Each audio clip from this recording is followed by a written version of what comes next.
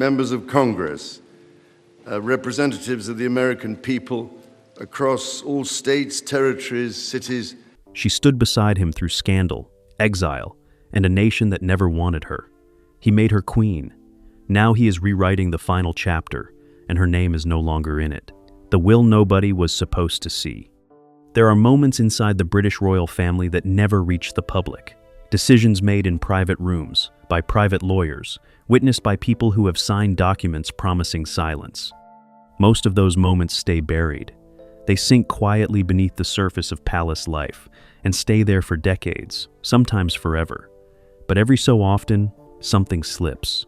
A source speaks to the wrong person. A document passes through one too many hands, and suddenly, a story that was never supposed to exist is impossible to contain. In late January of 2026, a small and carefully selected circle of senior palace insiders became aware that King Charles III had made a significant and deeply personal change to his private will.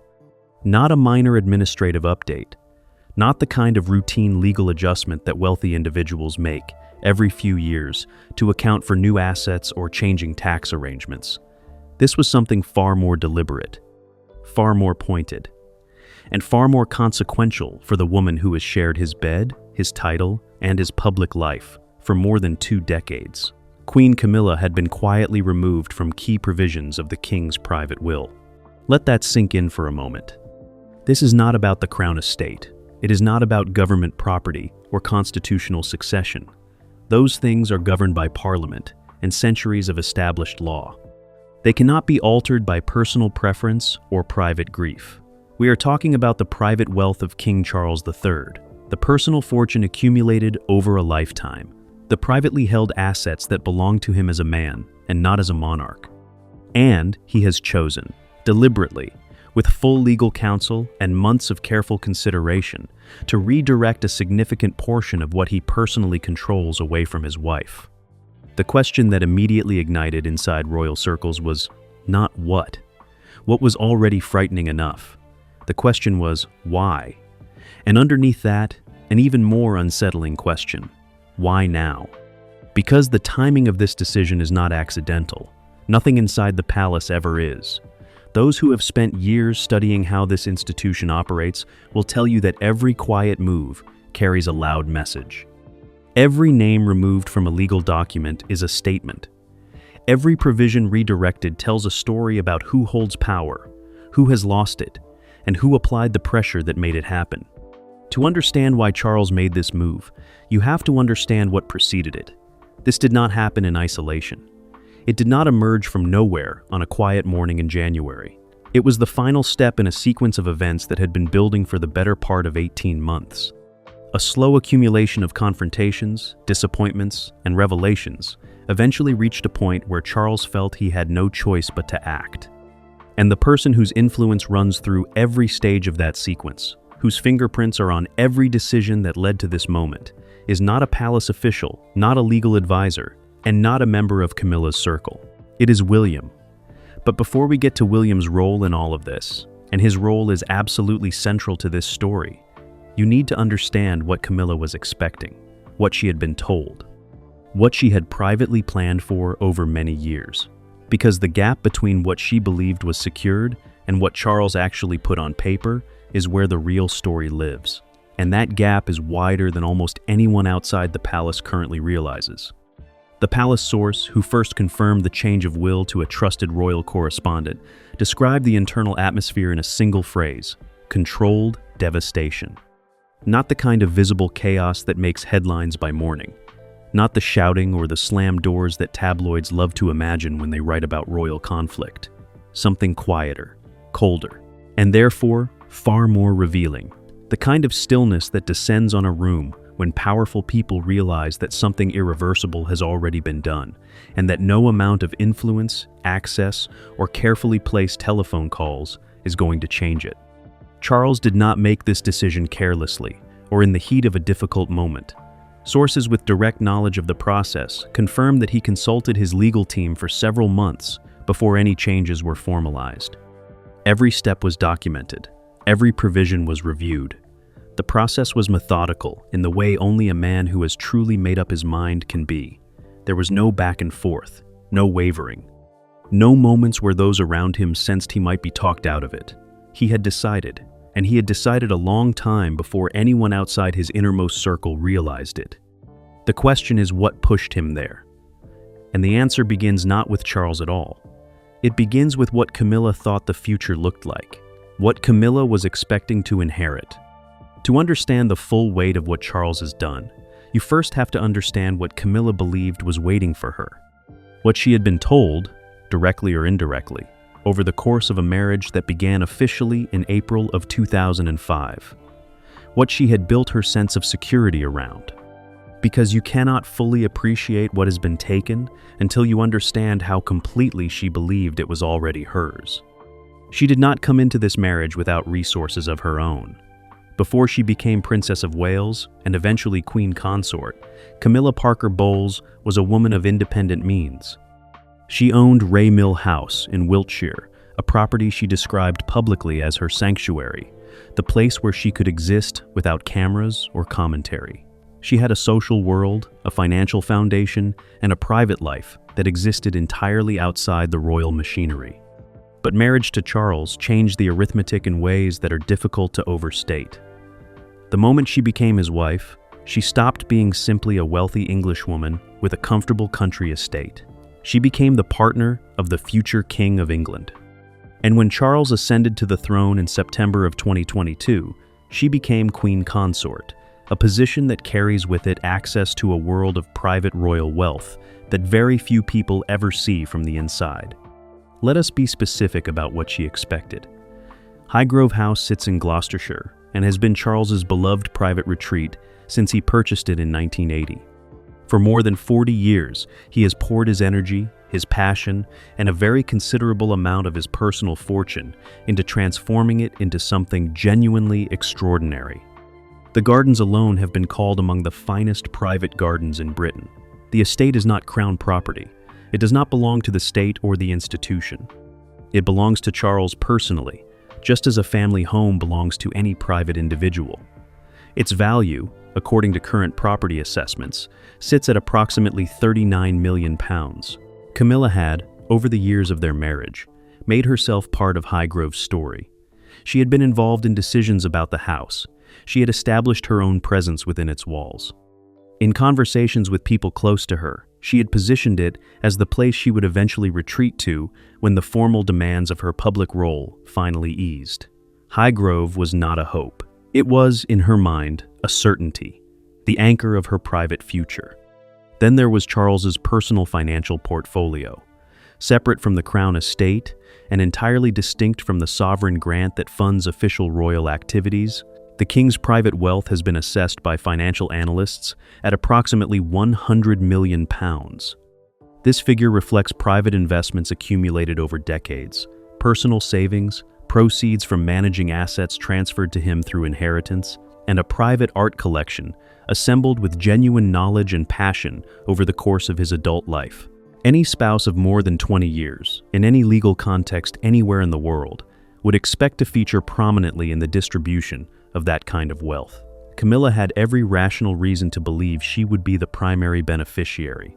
She was his wife. She was his queen. She had survived the hatred of a nation that blamed her for the destruction of a fairy tale marriage. She had rebuilt her public image from near total ruin. She had stood beside him at his coronation and smiled for the cameras of the entire world.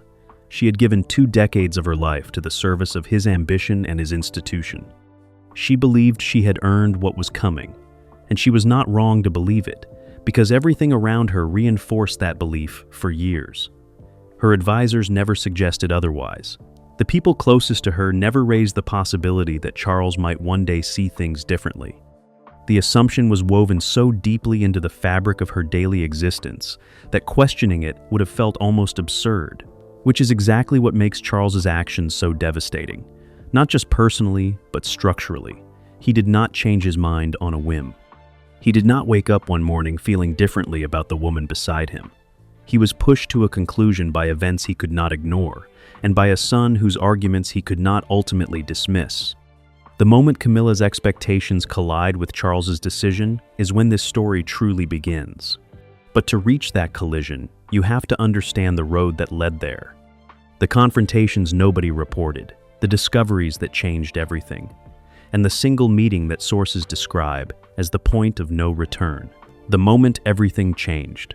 Every major royal decision has a surface reason and a real reason. The surface reason is what the palace allows to circulate, carefully worded and strategically timed, designed to manage perception without revealing anything that genuinely matters. The real reason lives in the conversations that happen after the staff has been asked to leave, in the rooms that have no recording devices, between people who have known each other long enough to dispense with careful language. The real reason this happened starts with William. By the middle of 2025, the relationship between Prince William and Queen Camilla had reached a point of serious private tension, not visible tension. The public face of their relationship remained exactly what it needed to be: formal courtesies at official engagements, appropriate warmth at family occasions. The kind of managed civility that the royal family has spent centuries perfecting into something that looks effortless and costs enormous amounts of energy to maintain. But beneath that surface, people close to both parties describe a relationship operating under significant strain. And the fault line ran directly and specifically through the question of the monarchy's future direction. William had been pushing, with increasing urgency and decreasing patience, for what those around him describe as a fundamental clean break. A restructuring of how the monarchy presents itself, manages itself, and polices its own inner circle. His position was neither nuanced nor negotiable.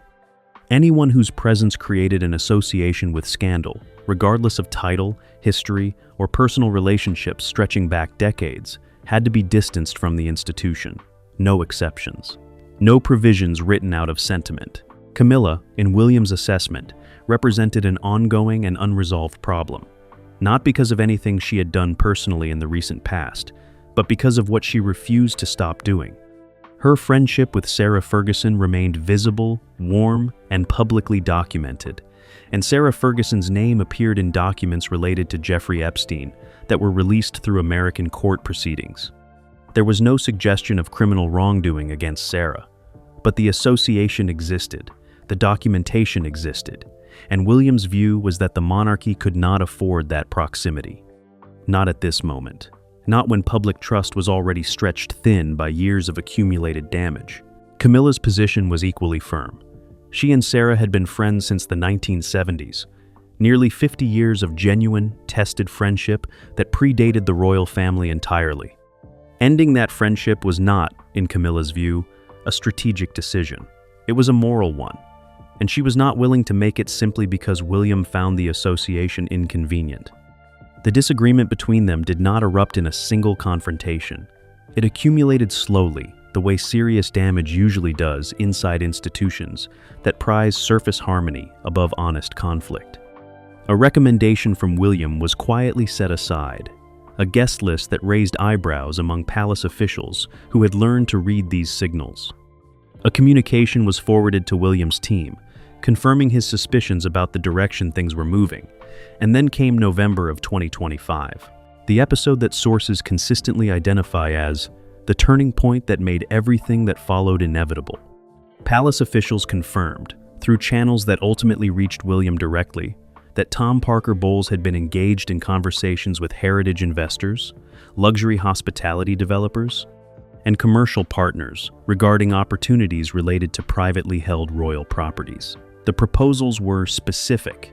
They were documented, and they used language and implied associations that no private individual should have been deploying in connection with assets they had no legal claim to and no legitimate access to. Tom had, in the assessment of palace legal advisors who reviewed what was uncovered, been operating on the assumption that his mother's position provided a buffer of protection that made certain commercial explorations safe, that Camilla's standing with Charles would ultimately shield him from consequences. William brought what he had to Charles, not in a meeting designed for drama, not in the kind of formal confrontation that gets whispered about through the palace corridors for weeks afterward. A private conversation between a father and his son, both of whom understood exactly what was at stake, and neither of whom needed the subject explained to them. Charles listened to everything. He asked questions in the methodical way he approaches difficult information, pressing for specifics, requesting documentation, and taking the time to fully understand before forming any conclusion. He did not react immediately. He did not reach for his telephone or summon his lawyers in the first flush of anger. He thought about it. For days, sources suggest, possibly longer, and then he called his lawyers. The changes to the will were not made overnight. Legal architecture of this precision takes time and deliberate care. But from that November conversation onward, the direction was fixed. The decision was made. Everything that followed was process, not deliberation. The deliberation was over. Camilla did not know.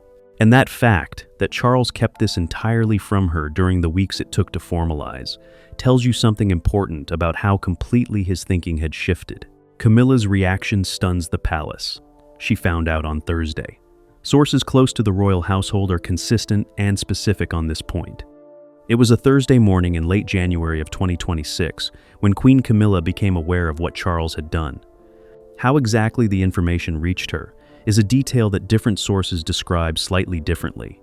What no source disputes is what happened in the hours and days that followed. Because what happened next is the part of this story that has left even experienced royal insiders searching for adequate language. Camilla did not rage. She did not summon her legal team in a visible panic, did not place urgent calls to palace allies, did not demand an immediate audience with Charles. She did not do any of the things that people who have observed powerful individuals absorb devastating news might expect them to do. She went completely still. One source who was present in the corridor adjacent to her private apartments that Thursday morning described the atmosphere with a precision that has stayed with everyone who heard it. You could feel the temperature change in that wing of the palace, not metaphorically. Something in the air shifted. Every member of staff who was present that morning felt it without being told a single word about what had happened. The stillness lasted approximately 2 hours, and then Camilla began to move. Her first call was not to a lawyer, a palace official, or a trusted advisor with connections to Charles's inner circle. It was to her son. Tom Parker Bowles arrived at the palace that same afternoon. The meeting between them lasted well over 3 hours behind closed doors, with no staff permitted inside. The only accounts of what passed between them come from sources close enough to the outer rooms to register the emotional temperature without hearing specific words. What those sources describe was not a strategy session. It was not a crisis management meeting of the kind that palace insiders are familiar with. It was grief. Private, unguarded, unperformed grief of the kind that Camilla has almost never allowed anyone outside her innermost circle to witness. The woman who has faced public hatred with extraordinary composure, who has sat in rooms where she was actively unwanted and held herself together with visible discipline, was not composed in those hours. She was a woman processing the realization that the man she had loved since before most of their world knew they existed had made a decision about her future without telling her in advance. Tom's reaction was categorically different. Where Camilla retreated into stunned silence, Tom burned. Sources describe him as genuinely furious, not in the performative way of someone managing a public image, but in the raw way of someone who has just watched something they had privately counted on disappear in a single legal document. Because Tom's fury was not only on his mother's behalf, he had been operating, for a significant period of time, on assumptions that his mother's position with Charles made certain futures possible. His commercial explorations connected to royal adjacent properties, the ambitions that William had brought to Charles's attention in November, had been built on a foundation that assumed Camilla's protection would hold. That was when it mattered most. Charles would choose his wife over his son's concerns. Charles had not made that choice, and the implications for Tom's plans were immediate and total. Within 48 hours of Camilla learning what Charles had done, quiet approaches began to emerge from her circle. A trusted intermediary contacted a senior palace official to explore whether there was room for a private conversation. The response came back polite, brief, and absolutely final. The matter had been processed through proper legal channels. It was complete. There was nothing to revisit. A second approach followed through a different channel, involving a well-connected peer who had, in previous years, helped navigate smaller internal palace disputes. That door also remained closed. What Camilla had miscalculated was the nature of what she was dealing with. Charles was not acting on impulse or out of temporary anger. He was not in a state at that time, and careful conversation might soften.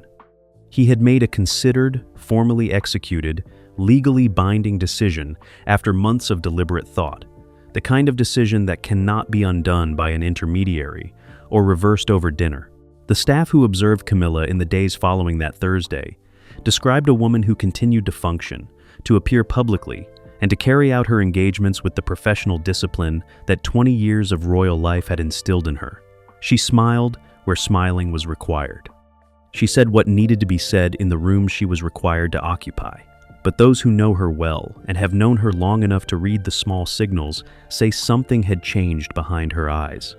A certainty she had carried through years of public attack and private difficulty was gone, and what had replaced it was something she had not felt since the 1990s, when the whole country hated her openly, and her future inside the royal family felt entirely beyond her control. She felt, for the first time in a very long time, like someone whose position was no longer needed. What Charles actually kept for her. Here is where the story requires a more careful and honest accounting. Because the narrative of Charles removing Camilla from his will, while accurate in its essential shape, risks producing a picture that is more absolute than the reality. And the reality, in all its complicated detail, is more revealing than the simplified version. Charles did not abandon Camilla. He did not strip her of her title or her public role. He did not remove the financial structures that support her position as queen consort. He did not evict her from the palace or cancel the arrangements that allowed her to function as a working member of the royal family. Those things are not entirely within his personal power to change. And beyond the legal question, sources close to the king are clear on this point. That was never his intention. What Charles has done is precise, deliberate, and in its own way, more revealing of his thinking than a wholesale removal would have been.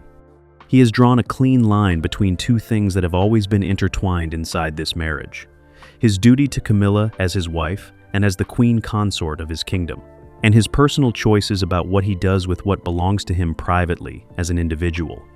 The sovereign grant, the mechanism through which public funds support the working monarchy, continues to cover Camilla's official expenses in full. Her staff remains in place. Her travel arrangements are unchanged. Her public engagements continue to receive the institutional support they require. The full apparatus of her role as queen consort is intact. Anyone watching her at an official function in the spring of 2026 would see nothing different. What has changed is invisible to that external observer. It lives in documents that most people will never read. Highgrove House will not pass to Camilla. Sources knowledgeable about the revised provisions are consistent on this point. The estate that Charles purchased in 1980, that he has spent more than 4 decades cultivating into something genuinely beautiful, the property he once described as the place that keeps him sane, will go elsewhere. The most reliable reporting points to William as part of a broader movement of privately held royal assets toward the next generation. For Camilla, who had privately positioned Highgrove as the anchor of her post-public life, this is not a minor adjustment. It is the collapse of a specific and detailed vision of her future.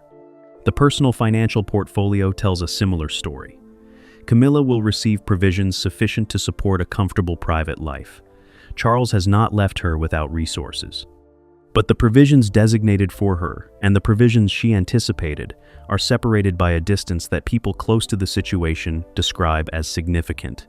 The number she expected and the number in the document are not the same number. The private art collection, assembled by Charles over decades of genuine engagement with British and European art, was one of the most specific areas of revision. Pieces that Camilla had come to regard as part of their shared domestic world, things that hung in rooms they both occupied daily, have been directed elsewhere in the revised provisions. The deliberateness of this is not lost on those who have reviewed the details. These were not generic investment assets. These were personal objects with histories inside a shared life. Redirecting them was a choice made with full awareness of what it would communicate. And yet, Charles sat with Camilla and told her himself. He did not leave her to find out through a document or a whispered word in the palace corridor. He did not allow the news to reach her secondhand. Before the information escaped into the wider circle of palace insiders, Charles told his wife what he had done. The conversation was private, and its specific contents have not been reported and probably never will be. But multiple sources confirm it happened, that it was not brief.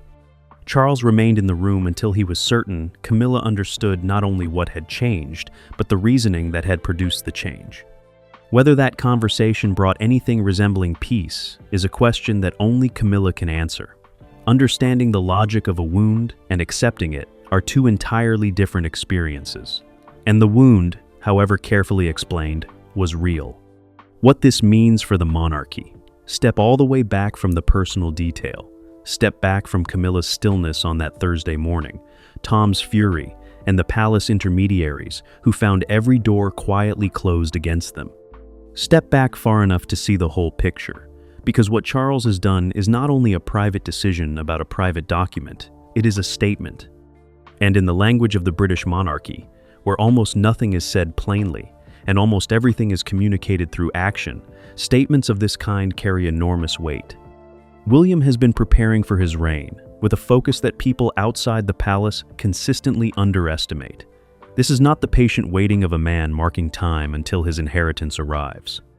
This is active, systematic, and in some instances quite ruthless preparation for the task of running one of the oldest and most scrutinized institutions on the planet. He has made clear, through years of deliberate action, that the monarchy he intends to lead will look and operate differently from the one he is inheriting. The Duchy of Cornwall gave the world its first clear preview of how William operates. When he inherited it in September of 2022, the moment his father became king, he moved quickly. Annabel Elliot, Camilla's sister, who had been on the duchy payroll for nearly 20 years under Charles's arrangement, was quietly removed. No public announcement, no press conference. No explanation offered. Her name simply disappeared from the duchy's financial records. In her place came people from William's own trusted circle, his choices, his loyalties. His era began, without fanfare but without ambiguity. Charles's decision about his will operates in the same register.